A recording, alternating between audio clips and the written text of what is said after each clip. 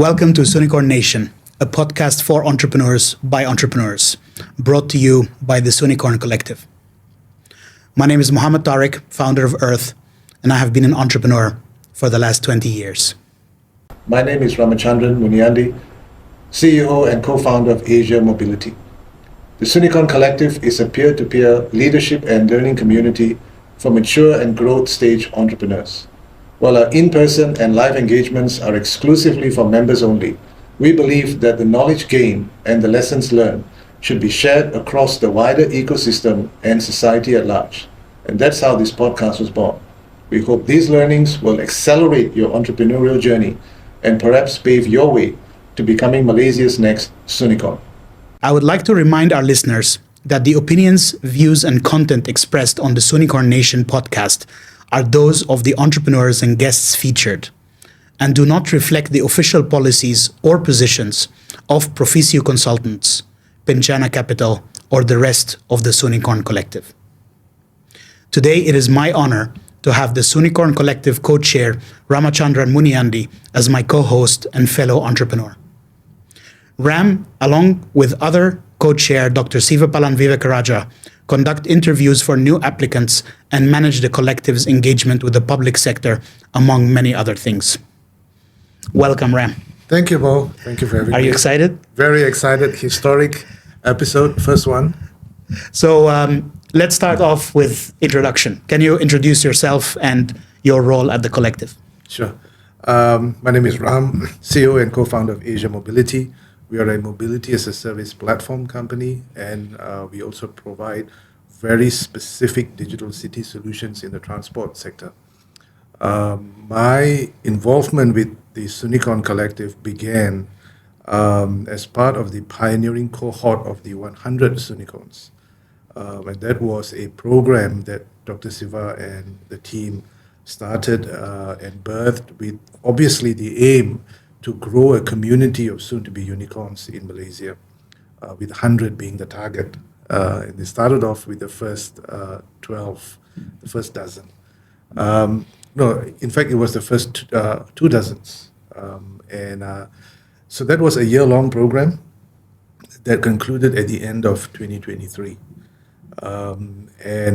Being in that program caused many friendships to be forged, and really a passion to grow about investing into companies that would be long-lasting, which in some sense is very anti-culture against the typical unicorn building mantra. But then we realized there was a kinship, there was a bond, there was a shared common values among the founders in the 100 Soonicorns. And we felt at the end of the first year, this should not end. We should keep going. And so we had a great conversation. So you refused to end the program. You want to keep going.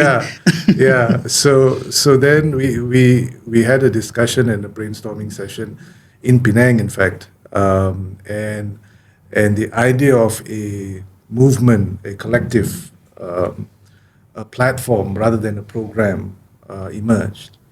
And that was what we did. And Doc Siva then said, okay, look, this is what you guys want, and then I'll do it. So I was there in Penang, actually. Yes, you were there in Penang. So since we all wanted it, he said he can't be doing this on his own, and he gladly offered me to be his co-chair, and I'm very honored with that. But yeah, my role really is just to be a good representation of founders and entrepreneurs as part of the collective, and play a part in the overall mission as much as possible. So can I tell you a small anecdote about the 100 Soonicorn program? I was there actually at the launch event, and I was very impressed.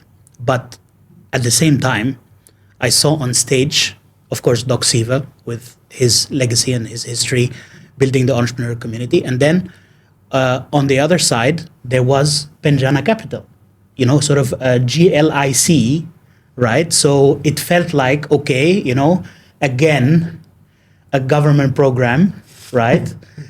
But the turning point for me was actually the conversation at Penang, because once you became the co-chair, and then Doc Siva was very clear that has transformed, and now it is a member-led community, it actually became a lot more interesting and a lot more exciting. Yeah. Let's actually move on to what is the purpose of the collective now. The 100 Soonicorn program was a program. It started and it ended, and it has transformed to something else now. But I think let's actually just introduce what is the purpose. What are we trying to achieve? Are we all just trying to become unicorns? Or is there, sort of a bigger vision for this membership? Yeah, I think the goal of being a unicorn isn't the driver of the group. In fact, me and Doc were on BFM once to explain the Soonicorn Collective, and we shared this story how Doc had to convince all of us to become unicorns. Yeah, I think hardly like any hands went up, right? Yeah. So it's interesting, but it's not for the lack of desire or motivation or ambition. The founders that are part of this group now, at that point, were motivated by things that were beyond valuation.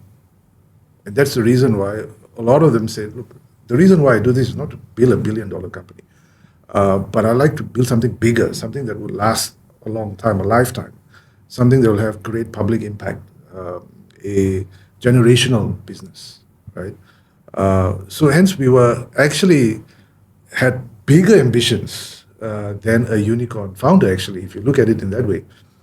But at the same time, the appeal and the possibility of building $1 billion startups out of Malaysia has got national changing potential, right?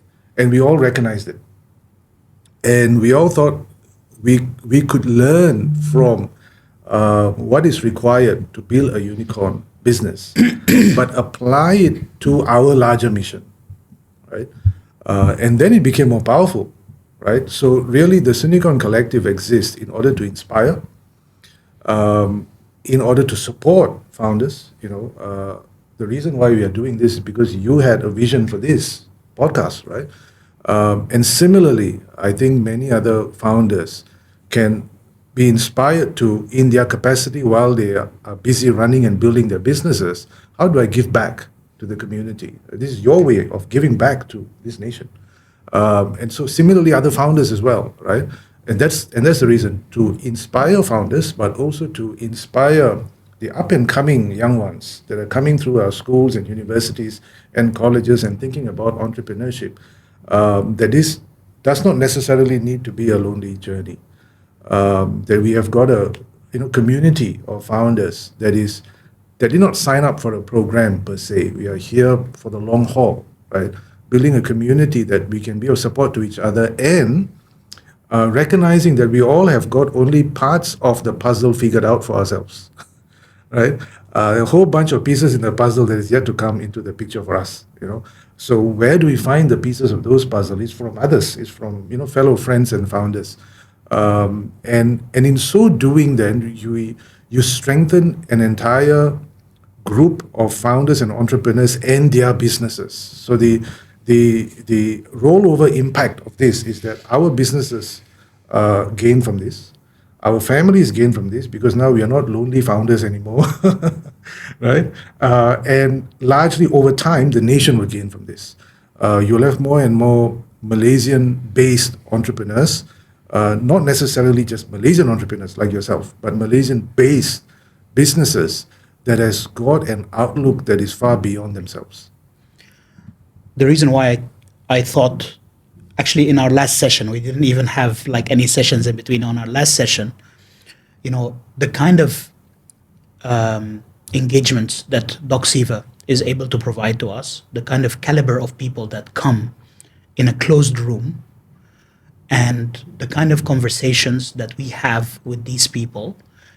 I haven't missed a session since I joined the collective, and every single session I have constant eureka moments where new things come in imagination and my vision and my drive that, in a sense, I felt that it was such a waste that only 20 to 30 people get to see this or get to experience this.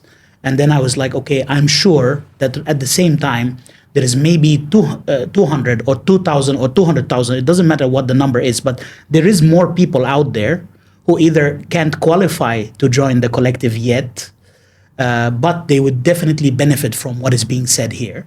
And then I thought that, okay, let's do the podcast. And then thanks to you and Doc, you were very supportive, and here we are. So thanks. So 1 year, we're almost coming on a year now since the collective was formed. I mean, we were in Penang last December. Do you think the collective is achieving its objective? Or like how far are we from the purpose that you just highlighted? I think we set out not really establishing a place for us to be at a certain time. I think the main goal was, can we get this off the ground, this idea of a collective, and who's going to sign up for it, right? I think in the intro session, I think Doc Siva got 100% conversion from the participants. So I think that was not a problem. So that was the first milestone of success, really, that we were thinking, can we self-organize, and can we get this going? And as the months went on, we realized, this is working, and we have got new founders joining us, and they have joined in, plugged themselves in as well, and so I think for a first 12 months, I think we've been extremely successful in that sense, really retaining the best of what worked in the first 100 Soonicorns version. But also making it organic enough that it can find its own space and its own way of doing things. Launching a podcast was never then an idea, but that came about through this engagement period, right? So I guess that organic nature of what we can achieve, I think, is quite exciting. You don't know what's going to come up next, right? But would you agree that the bar to join the Soonicorn Collective is actually quite high? I mean, I didn't qualify for a couple of years, and then eventually, we closed funding a year ago, and now I qualify, so I joined. But would you agree that the bar is high, and why do you think it's important to have such a high bar? I mean, it's soon to be unicorn. It's not an early stage startup mode, right? So I think that is necessary. I do agree that we need to set some kind of a threshold, and the one that we have got here is a funding threshold or a revenue threshold. But that really is some kind of a baseline for you to be, you get into that growth stage. You've got to cross that number anyway if you want to be a growth stage company. But also tuning it. I think it's tuned down to Malaysian levels. If we were in the US, it would be much higher. So it's tuned down. So in that sense, we are saying that startups out there, you should strive for this, because a lot of them go from, they go from they've got a plan from seed to IPO. But nothing in between, because it's just A, B, C, D, E, F, G from a serious round of funding, right? This gives them a real marker in their journey. You want to get to a place where you've raised X amount of dollars or X amount of revenue, right? So it's a good midpoint marker, I think. And it helps founders plan towards that and strive towards that. That when you hit those numbers, you kind of know, okay, you have graduated into this new class of companies. And I think it's, we should keep that. I think this should inspire people to hit those numbers rather than, how am I going to hit these numbers? No, you can, because a whole bunch of us have, right? Yeah. So this is actually a good leeway to the next question.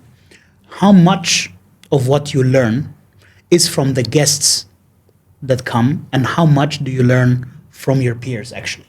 Oh, I learn a lot from your questions. When you ask the guests those questions, I actually learn a lot from that. Okay.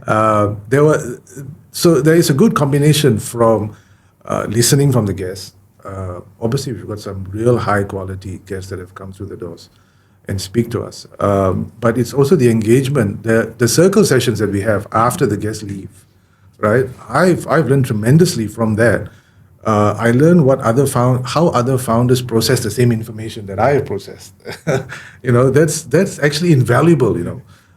More than just a one-way thing. That two-way conversation that we have, that is gold stuff. Yeah. I actually remember that we had a Soonicorn session with a very, very highly regarded AI expert, and he came and did his thing. And okay, of course, we appreciated what he did. But actually, the minute that his segment ended, and then every member started to talk about how he uses or she uses AI in their business, there was one particular member, that kind of jumped on stage impromptu and gave us 15 minutes tutorial of one of the AI tools that he uses.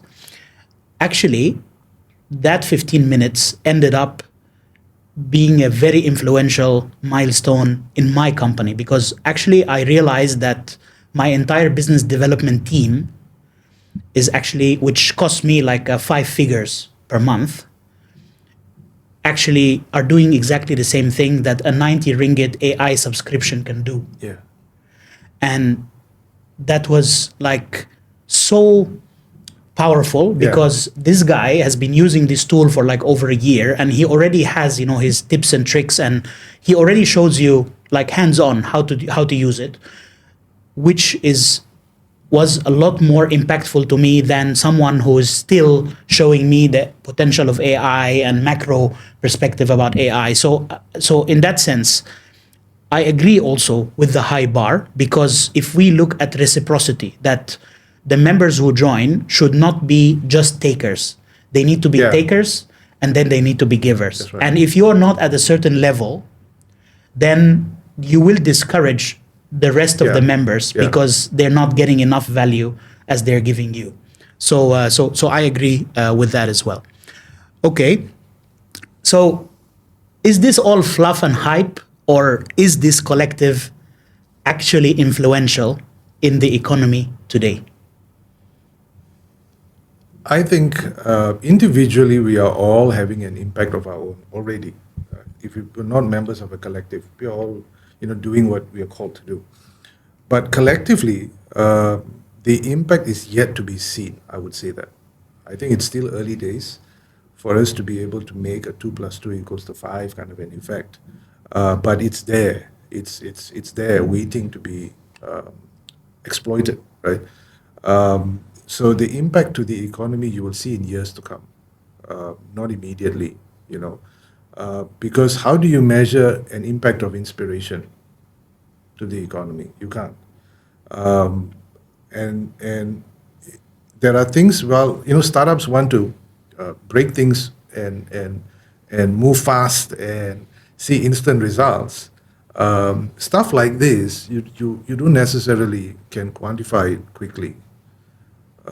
The stuff that we learn, the stuff that we put into practice, and what it causes, right? That domino effect of what it causes. I think you should only measure that in the span of years. It's very similar to sports. You don't measure a nation's performance at the Olympics based on what they did last year, what the athletes did last year. You look at what the athletes did 10 years ago. Right?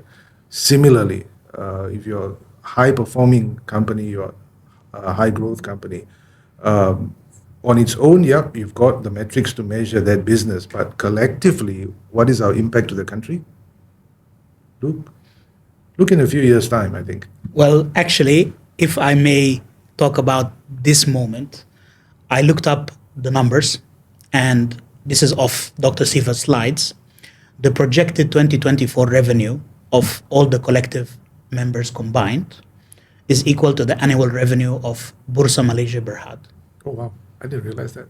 So we are already somewhere, right? Yeah. We are not insignificant. Yeah, of course. And many of us, are already close or exceeded 100 million revenue, and these are category leaders. Yeah.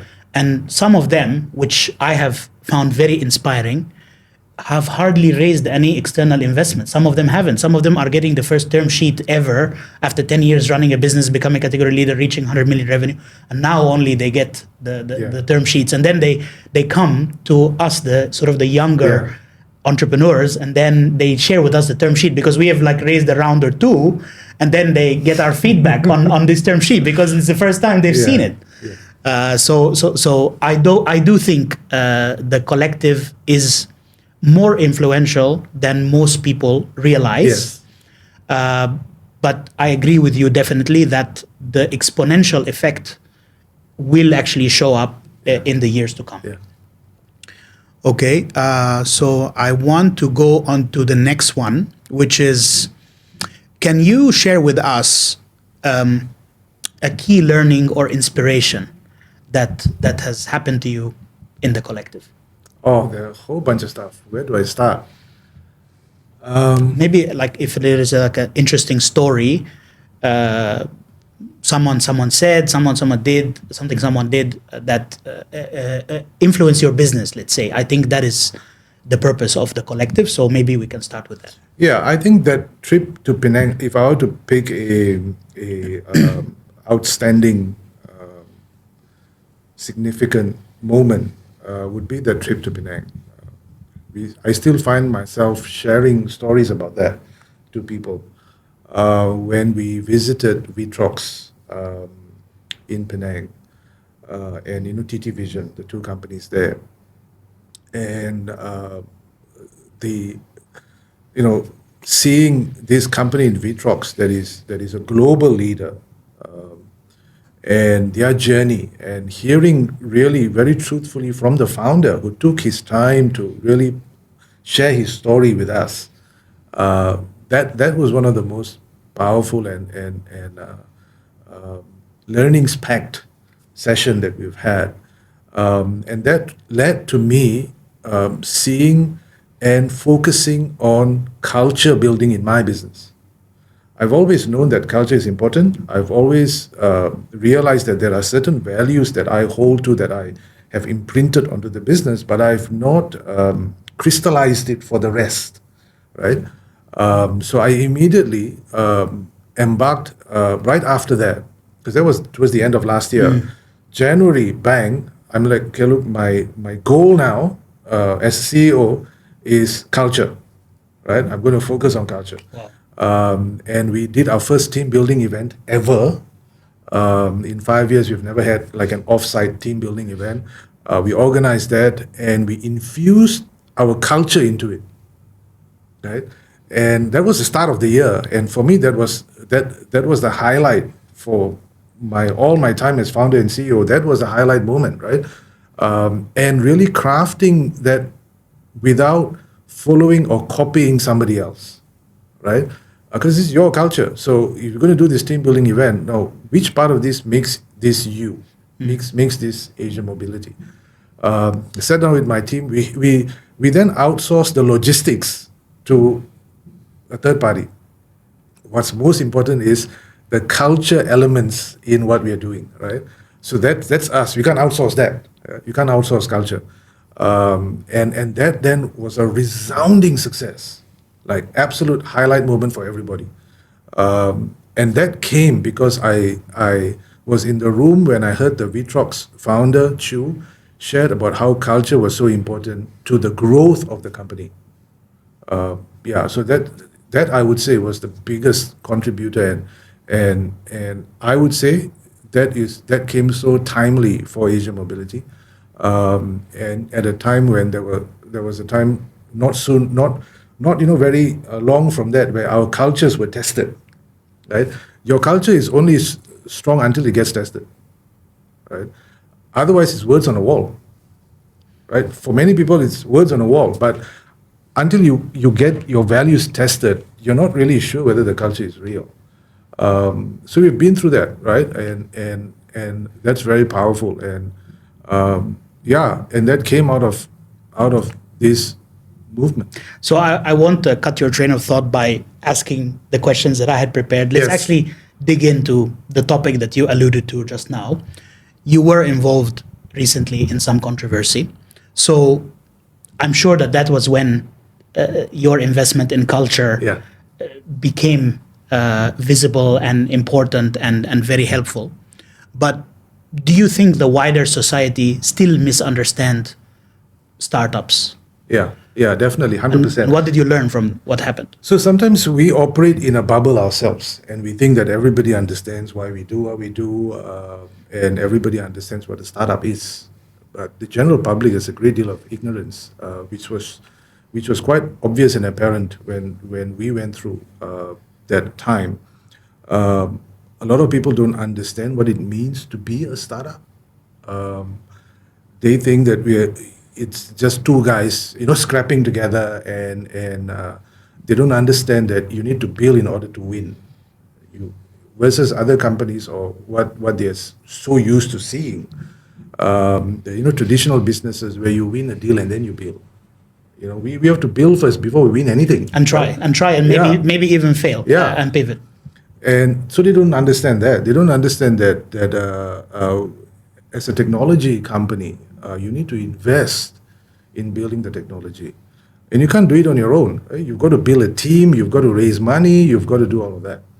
One of the laughable moments from that episode for us was there was a group of people who alleged that we won a 1 billion ringgit contract because we are a unicorn. Actually, if that would be right, so what? That should be something that makes the nation happy. That's but right. It isn't the case. That's right. Yet there was rumors and falsehoods out there in the mainstream media. And from where I was standing, you as a startup entrepreneur didn't have actually corresponding voice in the public discourse. That's right. So are we heard enough as entrepreneurs? And do you think this is what we are trying to do here today? Yes, absolutely. I think entrepreneurs, especially in Malaysia, do not have a strong platform or a strong voice to represent them. We do have amazing support in other areas, but to really stand up for the startups, no one's standing up yet. And that episode showed me a lot, actually, about the public ignorance that's out there.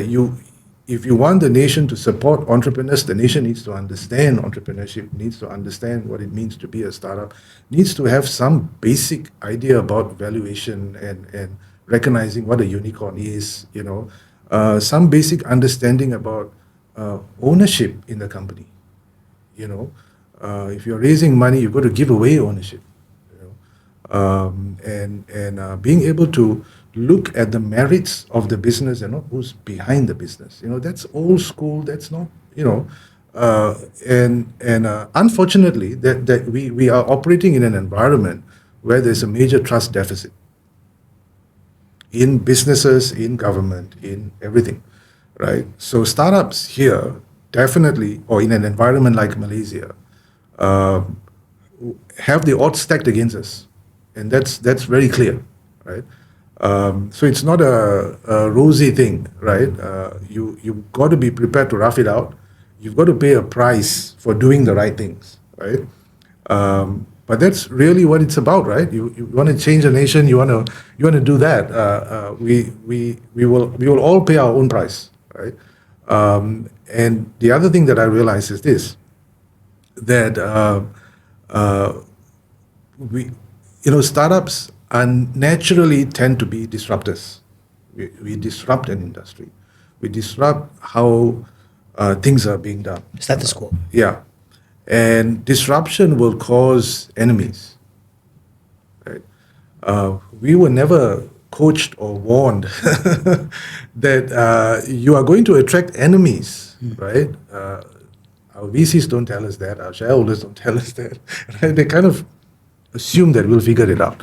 But we need to teach founders how to deal with enemies. The enemies will come in many shape or form, from your competition, from those who just don't like to seeing you succeed, right? That's the reality out there. But this is not unique to startups, though. This is there with large corporations. They have to deal with enemies. They have to deal with sabotage. They have to deal with those who want to see them fail, right? We are so success-oriented that we don't prepare ourselves to deal with those who want to see us fail. So, in some sense, we are all exposed to this, right? So, if you were to paint an enemy who wants to see startups fail, we all have that in our industry. How are we dealing with that, right? And I think that's one big area that we can address. And the fact that we are, talking about this, I think it's very important to open up the eyes of people to understand that we don't operate in a vacuum. We don't operate in a bubble. We're going to be running, and the more successful you are, the more stones will be thrown at you, right? Nobody throws a stone at a tree that bears no fruit, right? That is an important learning for founders here. The naivety that you've got everybody supporting you, that's false, right? There are those who want to see us fail. There's those who don't like you doing this. Sure. And yeah. In a sense, I have an advantage that I'm actually an outsider, so I can just go back where I came from if needed. Yeah. Okay, actually, this reminds me of a conversation I had, and I want to be a bit balanced here. I totally agree with what you said. I think that the discourse in the public space is unfair to startups because the public doesn't understand startups. Although we have seen very strong language from the top down that encourages startups, has ambition for KL to be the top 20 That's startup right. nation globally. We've seen GLCs, GILCs pump billions of ringgit. I close my funding, from Kazana and Gobi. Yeah. So there is good things happening. Yeah. But what do you think is still missing to become a top 20 startup nation globally? I think there is this, things are changing. So I do agree, things are changing. And things are probably changing faster than we give it credit for, right? Especially in Malaysia now. Actually, things are looking up for the nation. But that's the language that we have been saying all along, right? Last year, doom and gloom. Even start of this year, funding winter, right? But how things suddenly now looks on the uptrend again, right? But that has come about because we all didn't just walk away from it. I think what's missing is this hopping on the bandwagon thing and not really calling things out for what they should be. There's a lot of people who parrot and echo what others are saying. In fact, our voices as the Soonicorn Collective is not ordinary. The stuff that we say, build a business that would change a nation. Who is saying this? Who cares, right? Half of them others say build a business to be rich, right? Build a business to flip it. Build a business to public list it, not to change a nation. Who talks like that, right? Which VC thinks that's great? Actually, the VCs don't necessarily care about that. Yeah, they don't care actually, about maybe VCs even don't want us to have so much extracurricular activities, 100%. right? Like, hey, well, you only grew by double this year, but I want you to grow 3x, 4x. Yes. And you're busy doing podcasts and stuff. So maybe some of us will hear that one day. Yes, but that has to change, right? That whole idea about founders doing what is required in order to fulfill their calling, their mission. Right? Their mission is not just to flip a business or grow a business. There's a larger mission attached to our lives, right? So recognizing that is missing in Malaysia, but that's a sign of a growing country. Right? Can't fault it so much, but we need to be able to be real with that and say yes, great things are here, but it's a mindset thing that needs to be fixed now, right? And mindset comes from discourse. Mindset change comes from being able to learn from each other and being gracious to each other and being humble to each other and not saying we've got all the answers. But let's see what the end state here. The end state is we want to be able to fix all of these issues, but let's start now. That is missing. That whole idea about let's just all jump on a bandwagon and say that's wrong because everybody else is saying it's wrong. Yeah. Or that's right because everybody else is saying it's right. That's the official narrative. So now that's what we should believe. Yeah. Yeah. Even, I mean, I don't know whether you want to talk about this whole Fashion Valley, Khazanah thing. That's part and parcel. Actually, I do want to talk about it because just, okay, as someone who has Khazanah on my cap table, when I read that, definitely I asked myself, is that going to be me in a few years if I fail? Yeah. And definitely that thought didn't give me positive energy. Yeah. Right. Okay. You criticize Khazanah because of a bad investment, which, by the way, maybe at the time was not a bad investment. Maybe disruption happened, maybe the world changed, etc. But let's not go into that. But on the other hand, Khazanah also invested in Alibaba and made $1 billion from that, Absolutely. billion USD. So that's how it works. Yeah, that is what it is, right? Exactly. So again, we go back to the discourse. But actually, let me just touch on a small topic here because it refers to what you mentioned about the Vitrox founder. I remember when he showed us the photo of him standing next to the Silicon Valley stone, and then he was like so pumped, and he was like, why can't we Malaysians do this? I'm going to go back to Malaysia and I'm going to do it. Yeah. And I'm sure that at that point, with all the energy, youthful energy that he had, he probably didn't think that it would take 20 years. Yeah. Yeah. So is that what you meant when I heard you on BFM say we need to define what is a Malaysian unicorn? Does that mean that building a Soonicorn or a unicorn in Malaysia is different from Silicon Valley, and how? I think so. So I really think that we should stop copying Silicon Valley. We should chart our own path, find our own way here. And in fact, what we're doing here is very unlike Silicon Valley. So that in itself is already, we have got it in us that we see this, that we've got to be unique here.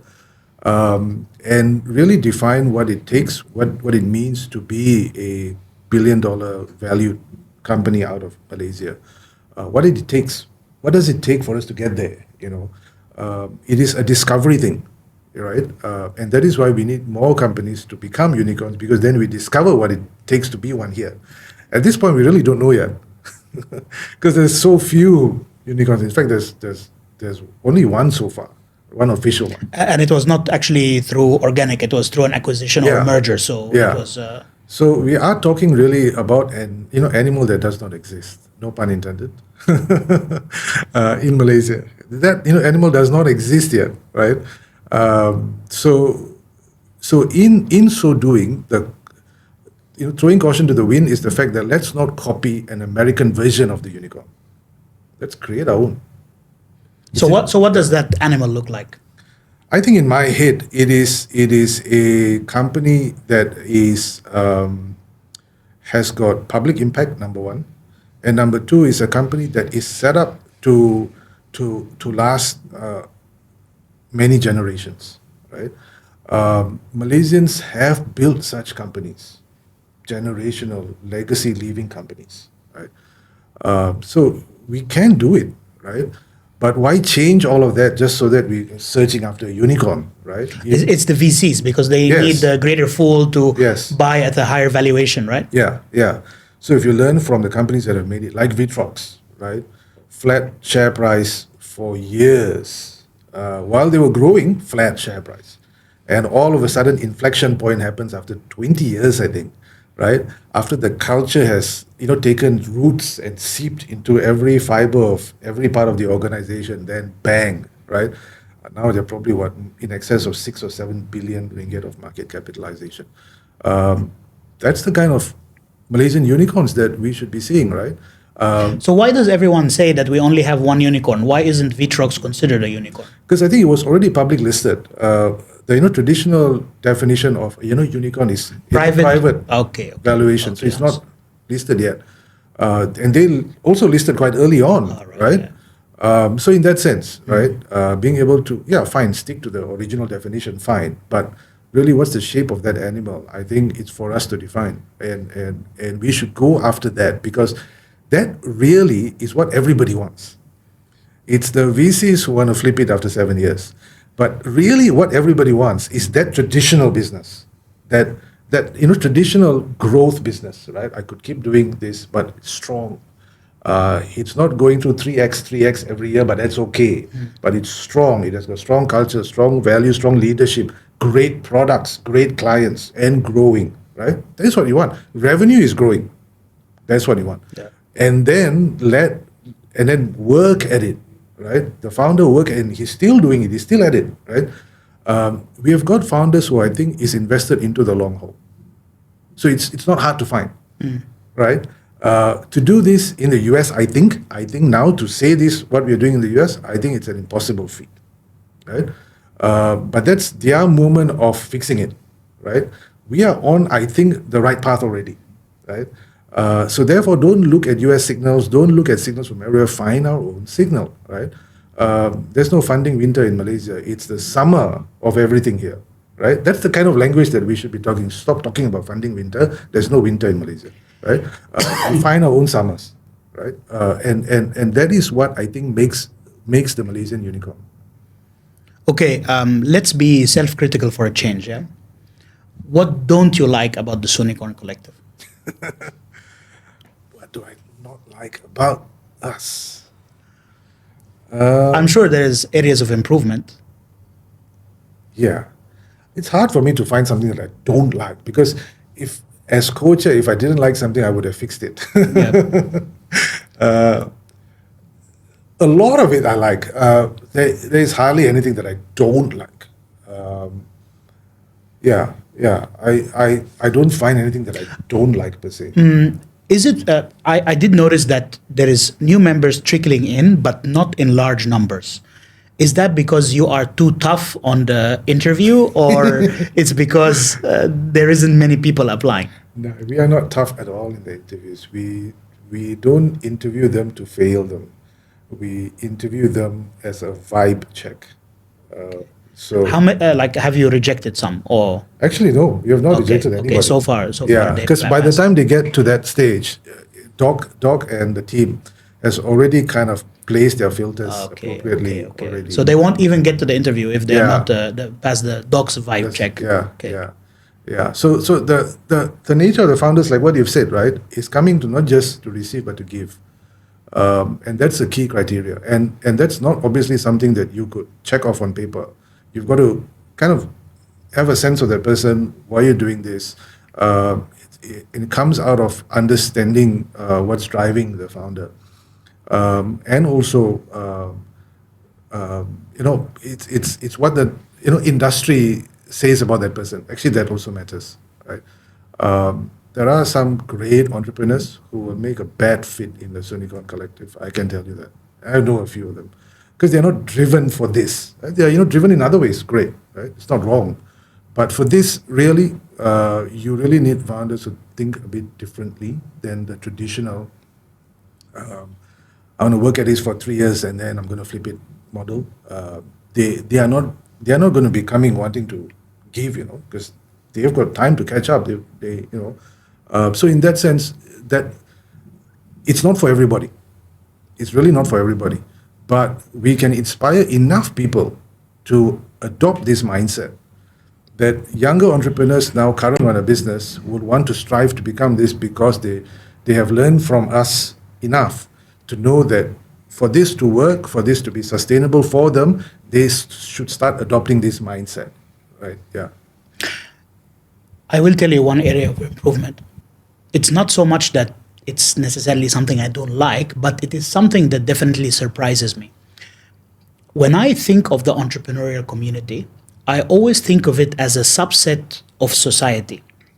And knowing the segments of the Malaysian population, I can't help but notice that we do have a bit of underrepresentation from the Malay community. That's right. I mean, we have Nadira Yusuf, of course, and we have a few others. But at large, Yeah. as the majority of the population is of Malay origin, Yes. then I'm surprised we don't have more. So I why do agree. you think that is? I agree, actually.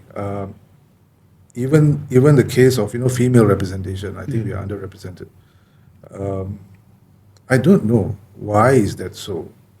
Is it a case of the Malay entrepreneurs? But by the way, it's not the fact that there isn't super successful Malay Yeah. entrepreneurs. I have many friends and I have invited them, Yeah. but it's just that somehow we are not appealing to them at the moment. Maybe they have their own networks Yes. because they are the majority. Yes. So they have their own circles and they don't necessarily, they maybe see this as a niche play and Yeah. that's not for me. I have my thing. Yeah.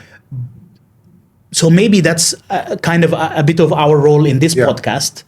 But if you have something else to Yeah, I add, think so. And I don't know enough about the why behind this, but I think they are probably plugged in into some other community. But also, I think it's for some reason. I think the maybe the nature of their operations. They could be operating in an industry, leading a team that is, for example, Malay speaking. For example, right? I know many great businesses where it's predominantly not English speaking businesses, Yeah. but Malay speaking businesses. And we run all of our programs in English exclusively. Maybe that's another reason. Right? They say, okay, look, yeah, I can speak English, but I don't operate in that environment. It's like me signing up. It's like me signing up. I'm a Malaysian. It's like me signing up for a accelerator program in the Malay language. I can speak Malay, but I would not sign up for an accelerator program in the Malay language because that's not I don't operate in that environment. It's not my operating environment, right? I think language is one of the major reasons here. I think so. I could be wrong, but I think language is a major reason. Not because Malay founders can't speak English. yeah, It's just because their operating environment is different. understood. Okay, so let's get a bit spicy, as we are almost at the end of our episode. But how unfiltered do you think we can be on this podcast before we get in trouble? Oh dear. You could get in trouble for many things in Malaysia now. But I think I don't think we are extremely controversial people, as much as we want to be sometimes. Yeah, the dog pushes the brakes quite often for me. Yeah. Like be nice to the guests and that kind of stuff. Yeah, and I think we need to be. I mean, we should not take ourselves too seriously as well. We are obviously not a political podcast or an ideological podcast or a religious podcast. So then it kind of, we are in safe territory in that sense. So I don't see how controversial we can be that will land us in trouble. I don't know. But we could annoy people, influential people in the startup ecosystem. Yeah, well, I think if they're going to be annoyed for whatever reason, then they deserve to be annoyed. And I think we should, call out a spade for what it is, and have a healthy discourse without personal attacks. Obviously, if you're going to be annoyed because of my opinion, so be it. I don't think we should be so politically correct in that sense that we don't want to offend people by our opinions. Really, what we are saying is simply our opinions, right? I think that's perfectly okay, and that is one of the things that needs to change in this culture. I need to be seen saying the right things all the time, so that that person doesn't have kecil hati, small heart. Heart becomes small. That's a saying, right? I don't think that's necessary. It doesn't help anybody, right? It doesn't help the ecosystem. It doesn't help inspiring people to be the best of yourself if you're always constantly worried about how would that guy feel if I say this, even though it's the truth, right? I think truth matters, and we just need to ensure we need to ensure that this becomes a channel of truth and not misinformation. Yeah. Right? If we stick with truth, it can offend others, but if that's the truth, then go and check yourself why you're offended with the truth. That's not my problem anymore. Right? I think if we take that approach, it's for the better of this nation. So, speaking of the nation, we have the Soonicorn Collective have put forward some recommendations for budget 2025 and also Malaysia's ASEAN presidency next year. Would you like to tell us a bit about that? Or you don't have to summarize the recommendations, but just what is the spirit? Yeah. What are we trying to achieve? What was our previous experience? What happened last year when we put forward recommendations? Yeah, so this is one of the things that we do collectively, right? Is to be able to be almost like a lobby group for all the other entrepreneurs out there, right? Let's utilize and leverage our movement, our platform for the benefit of all, not just a few, right? That's the spirit behind this. And so Doc Siva is he leads that effort every year. Now it's in our second year where we sit together and we brainstorm and say, look, what should be in the new budget, and we'll put this forth as a group, right? And while certain recommendations will benefit certain segments, but the nature is that this is for the nation, right? So let's think through this and put forth a recommendation that will help shape and support the ecosystem. So we did that last year with a set of recommendations. Some of it got accepted. It was in the budget, so we were very happy with it, but some were not. The one that was accepted, for example, also great, but implementation was another story. So now we are going back at it again, right? So we're not giving up. So we go back at it again. We improve the recommendation, though. Yes, Make it more granular, more That's detailed, right. more focused. Yeah. So we learned from that episode. We need to be precise and specific with our recommendations as well. But I guess this is where it's exciting, right? Because then we start thinking about, and we wear the hat of, okay, great. Let's put our voice to this and hopefully be a voice of the majority and not just for 24 people. Right? And so we have begun engaging with the relevant stakeholders and surfacing, okay, look, this is what we need to do in anticipation of ASEAN chairmanship next year. And we weave that in. And that's an important thing, right? Because entrepreneurs need to be aware of the larger political developments in the nation, the larger economic developments in the nation, and the context of the markets that we're operating. And that's an important skill to have, and to start wrapping your heads around this. So as we spoke about ASEAN chairmanship in some of our recommendations or some of our engagement, like with the Ministry of International Trade and Industry, it forces us all to actually ask ourselves, actually, what does it mean to be ASEAN chair, right? So you'll never go and learn that up until now, right? Mm-hmm. So it helps actually us learn stuff as well, because if you're just building your business, what does ASEAN chairmanship got to do with you, right? But because we are forced to think for everybody and say, okay, look, this is a thing that's happening for the nation. How can we use this opportunity and leverage upon it for the benefit of the ecosystem? So yeah, that is the collective power of the group in motion. Yeah. So just to let our listeners know, like we covered 5 main themes in our budget 2025 recommendations. There was some recommendations related to digital, ESG, talent, finance, and also smart cities / mobility. So these are different sectors. Of course, each of the Soonicorn Collective member is a subject matter expert in his own industry. So obviously, each one of us can give, kind of a perspective on a different angle to the government. So anything you would like to say to the listeners on this first episode? How do we make them tune in for the next one? How? You're not going to see just 2 of our faces all the time. Of course.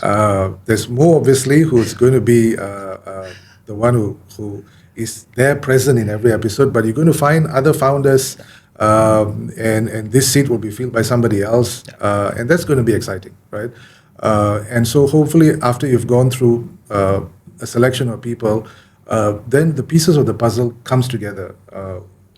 What does that Malaysian unicorn look like? It's a combination of all of us, really. And so that is exciting. And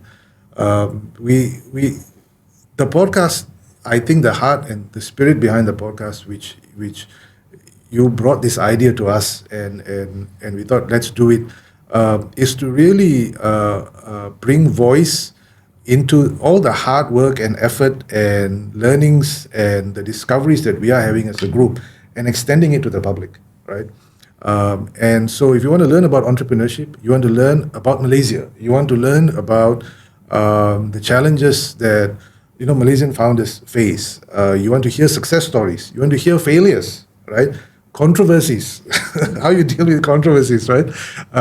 Tune in, right? I think it's going to be very exciting. We have while we are all founders and we're quite similar in what we do, but personality-wise, we cut a broad spectrum of people, right?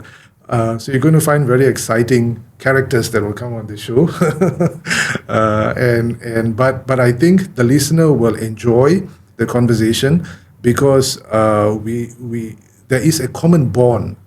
We are not speaking as strangers; we are all speaking as friends, and you're going to be really truthful and honest, and deal with the topics as they come. There's going to be obviously fresh topics every show. Yeah. That's exciting. I will be tuning in. Yeah. Co-Chair Ram, it's an honor and a pleasure to have you as my co-host on episode 1 of Soonicorn Nation. I would like to remind our listeners that the opinions, views, and content expressed on the Soonicorn Nation podcast are those of the entrepreneurs and guests featured, and do not reflect the official policies or positions of Proficio Consultants, Penjana Capital, or the rest of the Soonicorn Collective. Success and failure come hand in hand. Learn from both and keep moving forward. Your success could be just one action away. See you next time at Soonicorn Nation.